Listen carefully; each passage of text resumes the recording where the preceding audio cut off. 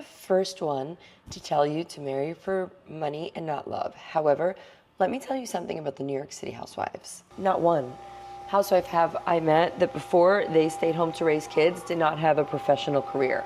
We're talking nurses, we're talking physicians, we're talking attorneys, we're talking, engineers, top schools. Every time we go to a mom's dinner, I am in awe at the education and careers that these women had before they decided to stay home and raise kids, including myself. I was not a Cinderella story. When I met my sugar daddy, I was living in a 2-bedroom on Central Park West. I had already traveled around the world. I owned my apartment in Miami. I had my stuff going on.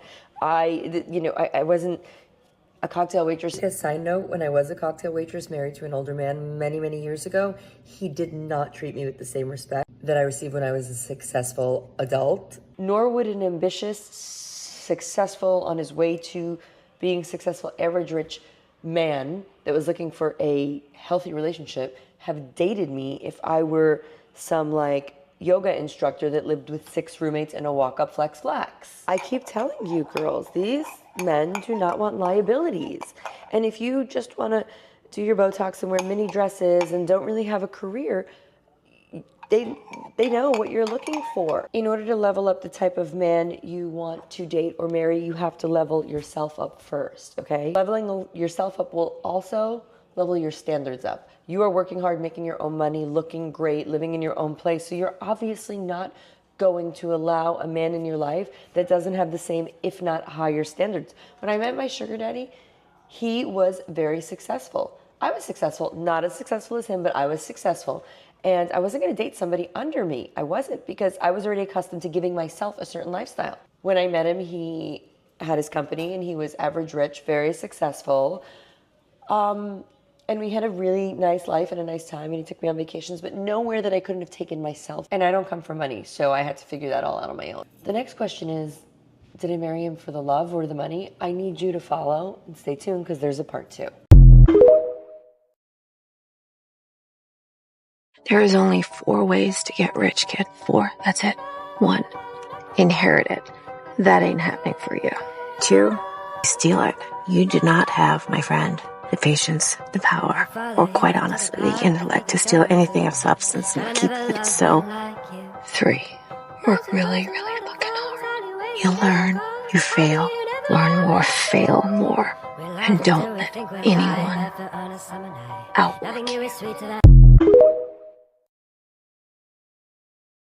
What is a big mistake you've made that you learned a valuable lesson from? My first marriage. We were not matched at all. He had a mental health diagnosis that he descended into, and I had to save my children. So I got out. I would have to agree. My first marriage, it was a problem from the beginning. You know, they have that axiom, when you're young, you're dumb. It really fits the bill. So how do you know if someone's the right person for you or the wrong person? Your partner is not the one that's trying to push the work onto you. They're trying to take more of the work for themselves. So if there's something that has to be done, they're always going to be there to help you, or they're going to try to do it before you even get to it. I'll give you one more, though. He's never said no to me in 25 years. That's a very good trait. No, it's true. He's never said no. What do you mean by that? Because he doesn't seem like the type of guy that's just going to say yes to everything and be like a yes man. No, he's not a yes man, but he's never said no to me in 25 years. If I say I want to go out for dinner, all right, give me a minute, I'll put my shoes on. Do you mind if we go tomorrow? Okay, not a problem, but we're easy going together.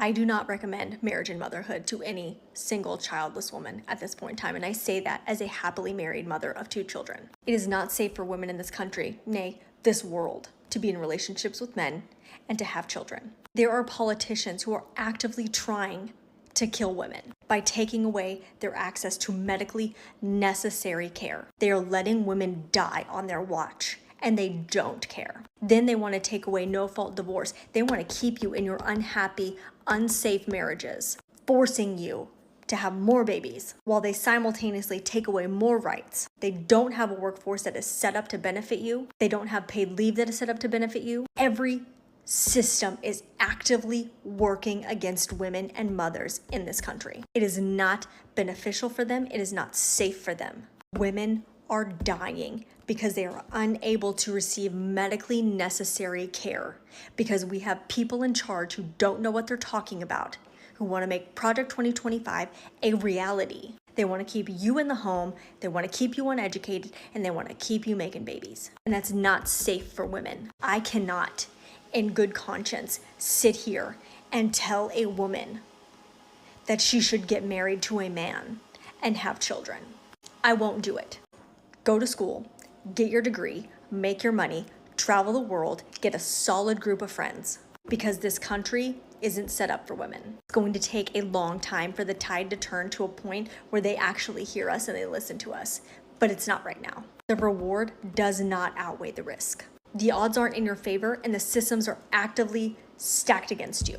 Most married women are not happily married. Most married women are trapped. Most married women would not recommend it either. Most married women are just too afraid to outright say that. I'm not.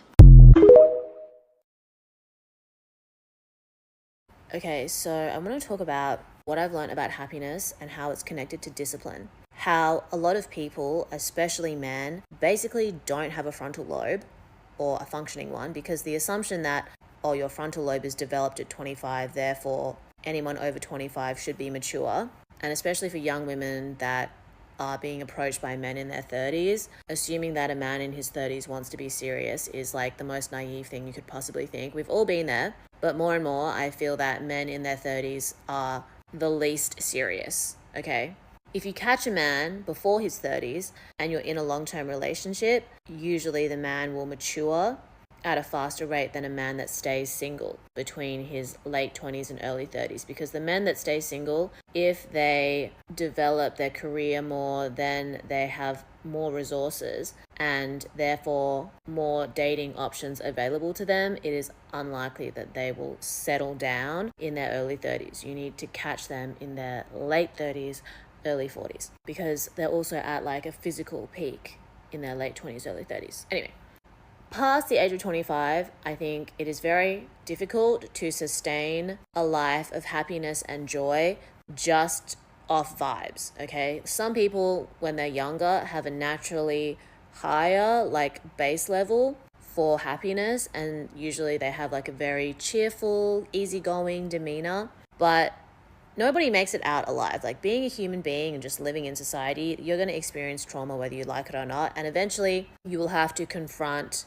unaddressed traumas or parts of yourself that you've repressed or ignored, for better or worse. And like, you know, quarter life crisis, Saturn return, whatever. So I think having discipline, learning how to delay gratification, learning how to do something that might be difficult in the moment and requires your effort, but is for some long-term benefit, rather than just chasing short-term benefit, just thinking that, oh, because this feels good and because this is easy, I should just keep doing it. And then there's some like harmful consequence on you or the people around you later down the line. Learning to avoid that is really important.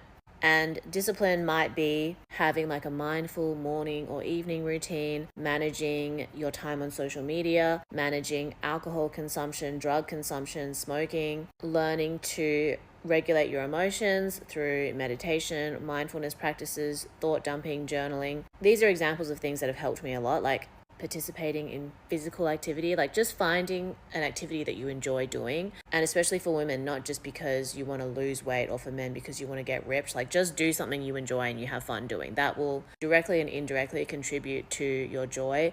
Doing it consistently and having discipline around it, prioritizing that activity, will also help you to build self-trust and integrity with yourself. You say you're going to do something and you commit to it and you remain as consistent to it as possible. That builds self-trust and self-esteem. Seeing yourself improve at a certain skill, especially one that you're not monetizing, also teaches you discipline and consistency. Because when you live in a capitalist society and you just like show up for your job and you get paid, like there is discipline in that, but it's, in my opinion, like too tied to something external, which is the commitment to your job or the commitment to making money. Committing to an activity that's just for you, that you might enjoy with other people or not, is a practice that is a commitment to yourself and a part of you, okay?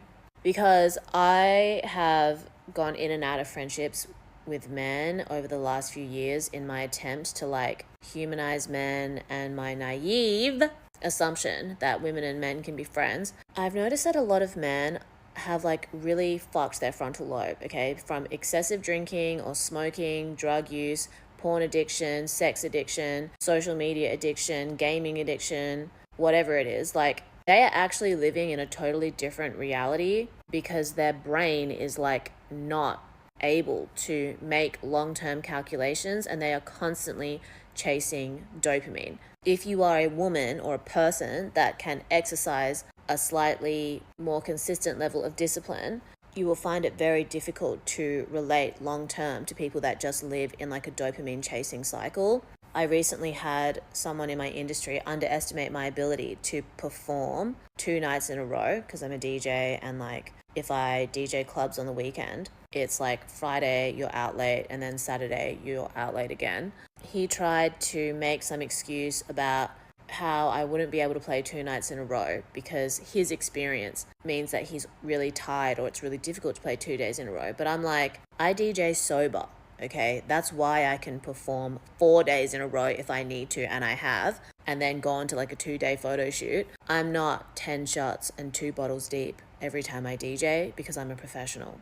But you are constantly chasing dopamine, so you actually live in a totally different reality, one so far removed from mine. Even though it seems like we're in the same place and we do the same thing, we do it completely differently. So important to learn to build discipline with yourself. And for me, I suffered a lot from anxiety and depression when I was younger. And I'm naturally like a very chaotic thinker. My thoughts are like not organized. It takes a lot of effort for me to self-regulate and to like hype myself up to do things and to build self-confidence and discipline. Having consistent practices, making small commitments to myself consistently over long periods of time has built my confidence, has built my self-trust, my self-esteem, and allowed me to not feel so overwhelmed by things like anxiety and depression. I give myself time to feel uncomfortable or negative emotions when they arise, but I'm also much more efficient in my ability to bounce back or to recognize that these are just phases of life and I don't have to stay in any one particular feeling or emotion. And I'm not like running or chasing from anything because I'm always trying to return and to be mindful of how I can be grounded in spite of the chaos that exists within or around me. So, side note is when you notice someone is living in a dopamine chasing cycle, their chaos is contagious, okay? It will affect your ability to maintain your discipline if you get too close to them. So healthy distance is definitely recommended. Anyway, let me know your thoughts.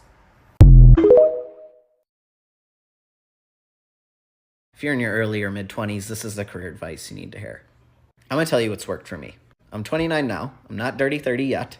Today, I run a company, have about 15 employees, started my career in tech, and I didn't have some cool, prestigious background at some Ivy League. I was a degenerate in high school and college, went to a party school of Michigan State, back when we were good at sports. First rule, do not obsess over getting the highest potential entry-level salary in the lowest cost city possible. You are not going to get rich saving $10,000 in your first year in your career. The real money in your career is going to come 5, 10, 15, 20 years down the road. The goal right now is to set up the foundation so then you can make the big bucks later. First step, move to the city where your industry is booming.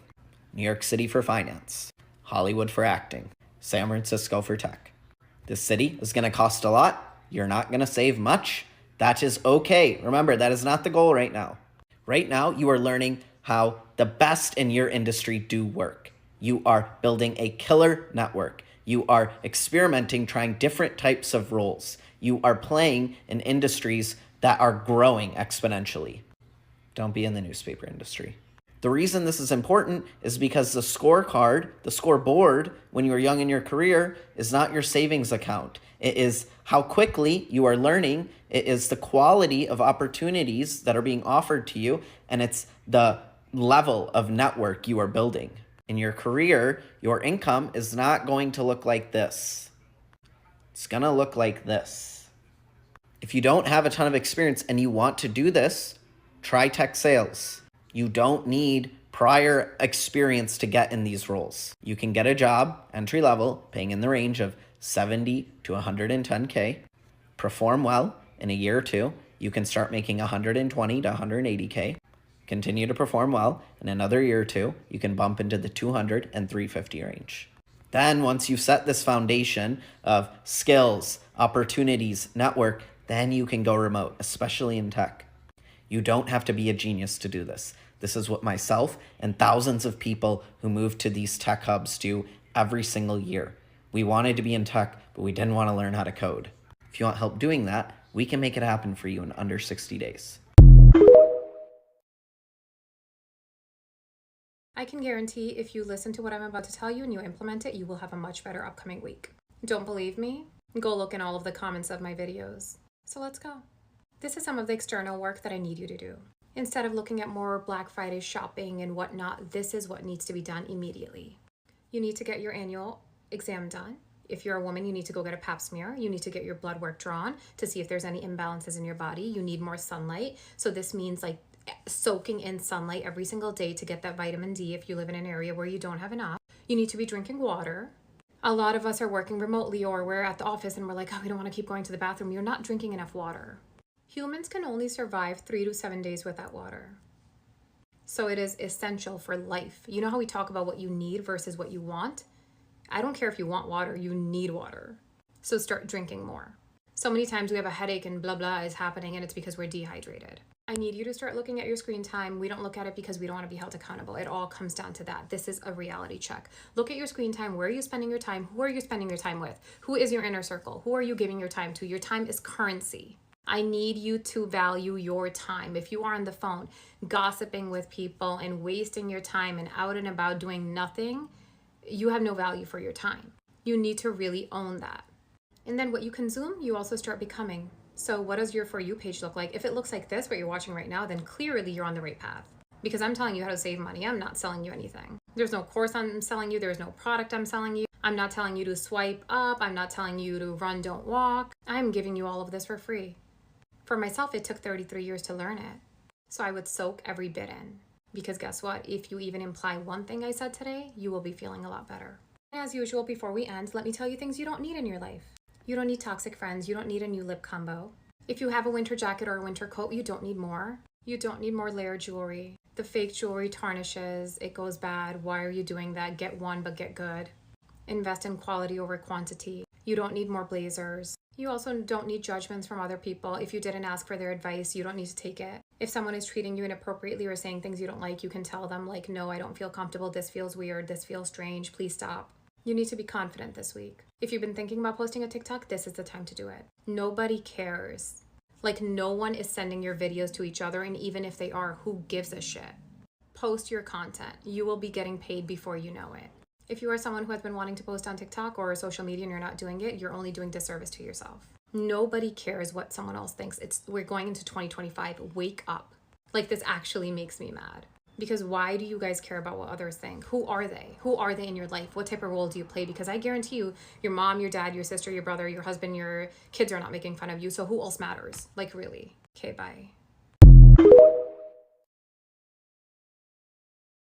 If you want to glow the fuck up, you listen to me and watch this video because I'm literally one of the looks Maxons. And this is not even the best transformation photos I have. I glowed up in every single perspective you can think of. My skin, my hair, my weight, my face, everything. Today I'm going to tell you my biggest tip from every category. This was my hair before. I have naturally very wavy and low density hair. I spent so much money and it took me so long to transform my hair from that to this. The easiest way to improve your hair texture is using coconut oil. Soak your hair in coconut oil and leave it on for at least 3 hours before you wash your hair every time. Coconut oil is one of the few substances that can actually penetrate your hair and repair your hair. It literally makes a huge difference and it improves your hair slowly. I've also had so many skin issues before: rosacea, pimples, discoloration. I transformed my skin by using a weekly routine with a mixture of actives and repairing ingredients. This is my current skincare routine table. You guys can take a screenshot if you want. I've made plenty of videos on my weight loss, but I I think one thing to motivate you guys is that your face will completely change after you lose weight, especially if you have a lot of face fat like me. My eyes got bigger, my nose became pointy and became smaller, and my face shape changed completely. I did get some cosmetic enhancement, no plastic surgeries though, which were all documented and shared on my Xiaohongshu because I've been active on Xiaohongshu since this photo. This was the before and after of my chin filler, this was the before and after of my lip filler, and this was my Botox. Botox honestly didn't do anything for me. They do enhance my looks for sure, but if you don't compare them side by side, you can't see the difference. They don't make that much a difference just by themselves. Just cosmetic enhancement alone will not give you this effect. Follow me for past straight. Things you don't need in a relationship. You don't need their location on your phone. It's not going to stop them from cheating. You don't need to go through their phone unless you're prepared to leave them, which you're probably not. You don't need your friend's advice. Whatever they did, you're going to forgive them and your friends never will. You don't need to go social media official. The key is to have a private relationship but not a secret relationship. If they embarrass you, you leave unscathed. You don't need to start living together immediately. Wait as long as you can and then wait longer. You don't need to give them an ultimatum. You need to give yourself an ultimatum. Ask for what you want and move accordingly. You don't need matching tattoos. You will end up getting it removed. You don't need to check if they ate. They're not a baby. You don't need to compromise on your boundaries. They absolutely will lose respect for you. You don't need to confuse unconditional love with unconditional tolerance. There's a big difference. And you don't need relationship advice. You need to get better at walking away when someone isn't meeting your standards. You're wasting time. The amount of time that you're scrolling on social media is the amount of time that you could be using to invest into your dream life. Clock it. Don't think that all you have is all you ever get. Like, it's so important for you not to think that the life that you're living is the best that it gets. And you may not be thinking that. You may still have your dreams and aspirations, but the way that you're showing up for yourself, the way that you're not doing a 5 to 9, whether that's AM to PM, or maybe just a 5 to 6, like you're not even investing an hour into the life that you actually want to live, but you have no problem getting up every day at 7 a.m. to get ready for your 9 a.m. And you don't even like it. I've had so many conversations with people in like really the last week where like, I hate my job. And I'm like, yo, what are you doing like outside of it? You may be tired. You may be wanting to decompress, but decompressing does not look like watching 3 episodes back to back that are all 60 minutes. Do you want your dream life? Get out of the app. Like literally close the app right now. Close the app. If any of the following applies, that man is not the one.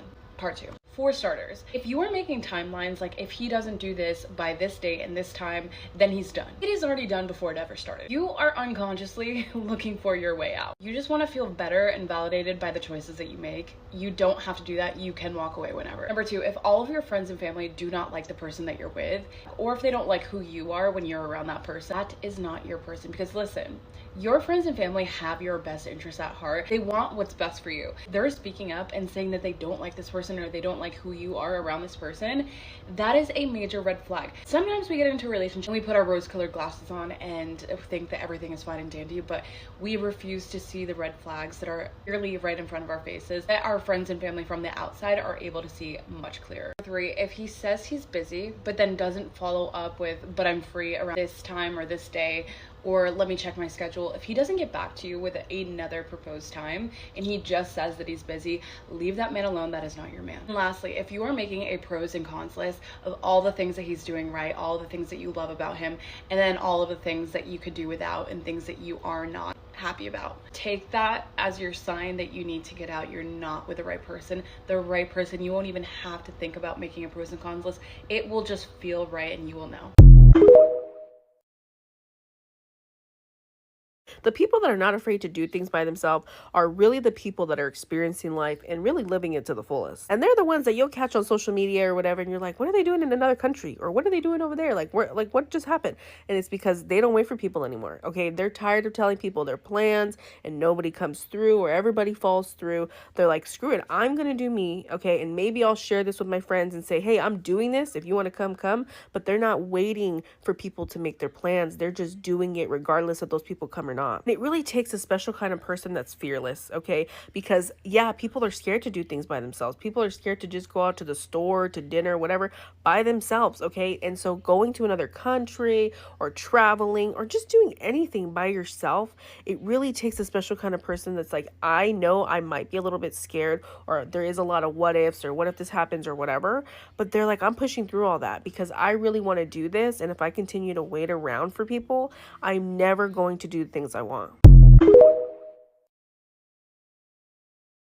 If I could tell you one thing that you just need to stop doing as a woman, this would be it. Because it goes against everything you innately are, biologically, physiologically. And when you stop doing this, you are going to come so deeply in tune, in connection with who you are, with your body, with your mind, with your spirit, with everything that makes you a woman. You're going to be so fucking grateful.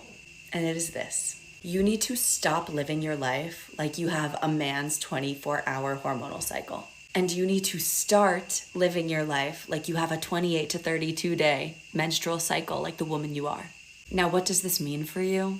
It means that you need to pay attention to when you're supposed to act versus when you're supposed to rest. You need to pay attention to the different types of movement patterns you do throughout your cycle. You need to pay attention to your energy levels, to the amount you socialize versus spend time alone, to the foods you eat. As a woman, your body, your energy, your physiology, everything about you changes every week or so, roughly, according to your menstrual cycle. Stop trying to live like a man when you are a woman, because your body, your heart, your spirit, everything about you is going to be so fucking grateful that you listened.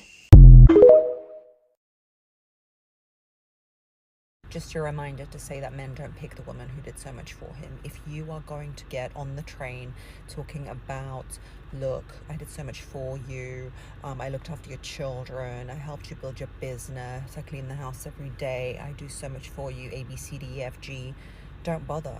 If you're doing so much for him, consider it a form of charity, consider it a form of a nice thing to do, but never think that because you did so much for him, he is now going to choose you. He's not going to choose you. He is going to use you as a placeholder, a comfortable one, a lovely one, but it's not going to make him choose you as his dream girl. If you want to be his dream girl, just be the girl that you are and you will be somebody's dream girl. But if you're trying to barter with him by doing so much, by coming through for him, by driving to him, by all of that stuff, thinking that he is going to choose you in the end, and you can come and turn around and be like, but I did so much, and he's going to be like, you're right, you did, quick, let me marry you. He's not going to do that. It's not how they work.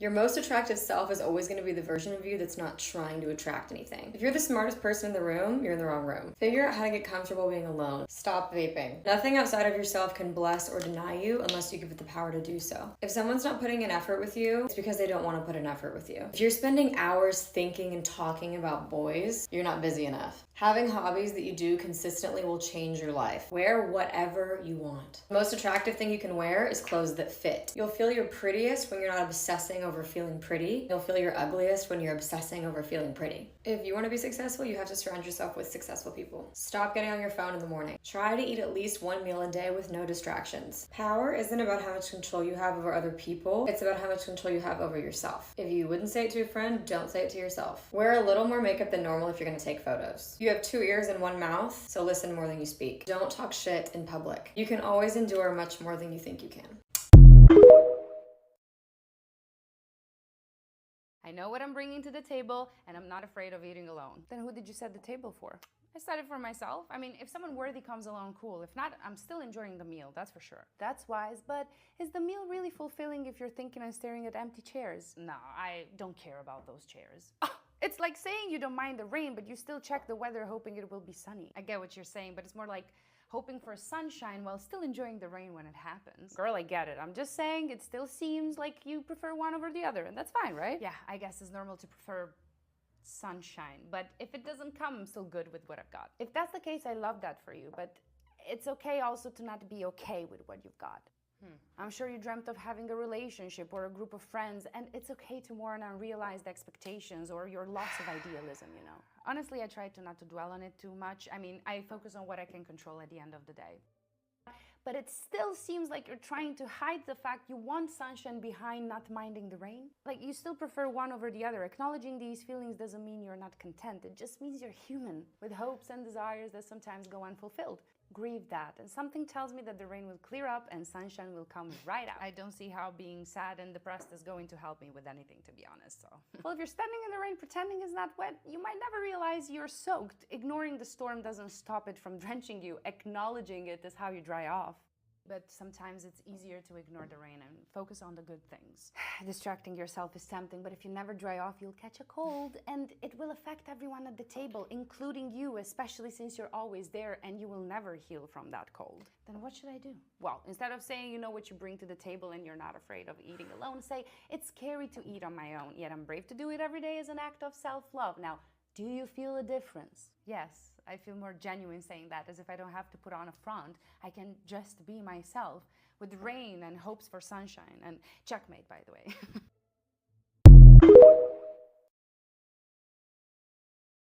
Christian, I'm really confused because my ex is now with someone who isn't even beautiful and they're about to get married. I waited years for marriage with him and I'm really struggling. Okay, so if you're just talking about beauty, you're already lost. Men are drowning in beauty. They can go on Instagram and look at pretty girls. You do not stand out because you're pretty. You stand out when you have goddess energy. I live in LA. Everyone's hot here. The hot girls with no goddess energy, they're getting taken on 3-day trips, pumped and dumped, and never spoken to again after they're shipped home. They're getting taken to fancy dinners, wined and dined, banged after dessert, and never spoken to again. Beauty gets your foot in the door. You need to be as pretty as possible, but it does not lock a man down. Goddess energy does. Your confidence, your willingness to walk away. He has to know you would be willing to walk away. Your refusal to chase a man. That is goddess energy. I had a friend who was seeing a guy and he dropped her and got with someone else, and my friend tried coming to me to talk about how the new girl wasn't as hot as her and what was he thinking, and I said, whoa, see, this new girl is probably more embodied in her goddess energy. She's willing to leave if he messes up, so he respects her. You were a pushover. So what she lacks in looks, she makes up for in goddess energy, so to him, she's hotter than you. That shut my friend up real quick. He can find beauty everywhere. He cannot find goddess energy, so step into it. Maybe you stayed too long in those relationships because of your own loyalty. Because of the way you were raised, you were taught that you don't leave the people that you love. So even when these people showed you time and time again that they did not value you, that they did not respect you, nor did they care about you, you couldn't find it in your heart to go. And I know you beat yourself up all the time for wasting so many precious years with the wrong person, with the wrong people. But maybe it's because your heart didn't know any different.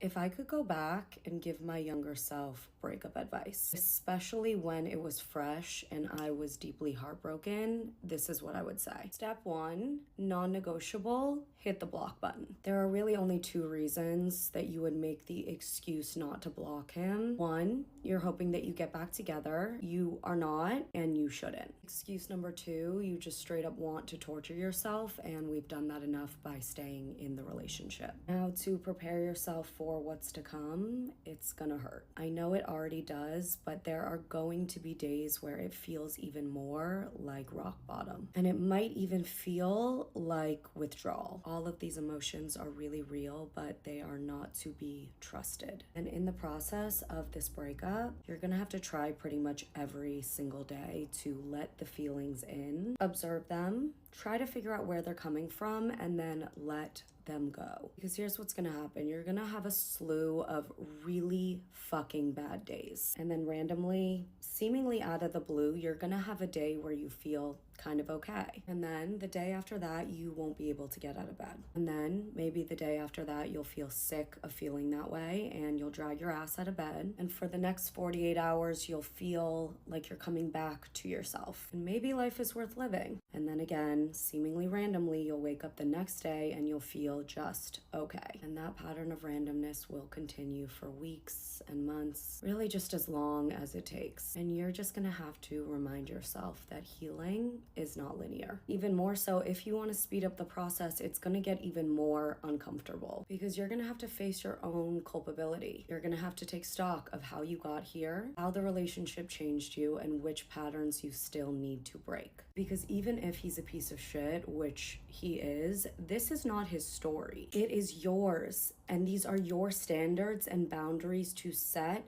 and hold. Yes, relationships are hard sometimes, but love is not supposed to hurt like this. And the hardships should be external factors that life throws at you that you face as a team together. The hardship should not be your supposed partner lying and cheating and manipulating and making you feel like you're hard to love. You're not hard to love. He's not capable of loving you the way that you need to be loved. Here is the good news. You are going to come out of this better, badder, stronger, kinder, hotter. It's just a woman's way to glow up after we let go of something that's not meant for us. You're gonna go where you're wanted. You're gonna go where you're loved. You're gonna lean into your friends. You're gonna lean into your family. You're gonna take yourself out on dates by yourself. You're gonna feel incredible, and it's going to be okay.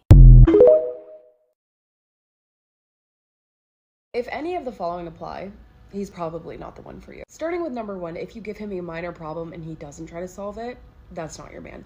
The man that is right for you wants to be helpful, wants to be useful, wants to make your life easier. The guy that says, oh, that sucks, can't be bothered by you. Number 2, if you're stuck on the tarot side of TikTok where you are videos of a connection that you have with this person, trying to search for answers of if this is your person, is he coming back, whatever the case is, the second that you get hooked on these tarot videos, he's probably not it. The right person for you is not going to leave you questioning every single detail. Number 3, if you are talking to your friends about them and you are intentionally leaving out parts of the story that you think that they would not be okay with, that's not your man. Number 4, you start making excuses for him, like, oh, well, he's just really busy, he's got a lot going on. The second that you start making excuses for why that man can't show up for you, it's done. Number 5, he doesn't make your birthday special. Why would you not take that opportunity to make the person that you like feel wanted, feel special? I don't care if he doesn't like holidays, if he doesn't like birthdays, whatever. It's not about him. It's about you. Why would he not want to make you feel special? Number 6, he doesn't compliment you. The guy that doesn't compliment you, stay far away from. Why would you want to feel like you have to beg for compliments around the person that you like? Just think back. Last guy that liked you so much, he complimented you. Why would you not, again, want to make the person you like feel good about themselves? Lastly, if you bring up something that's bothering you and he either gets defensive, turns it back on you, or makes excuses, that is not your guy. That is a man baby who has a lot of growing up to do. If you have some more, leave them in the comments. I have so many more of these. I might make a part 2.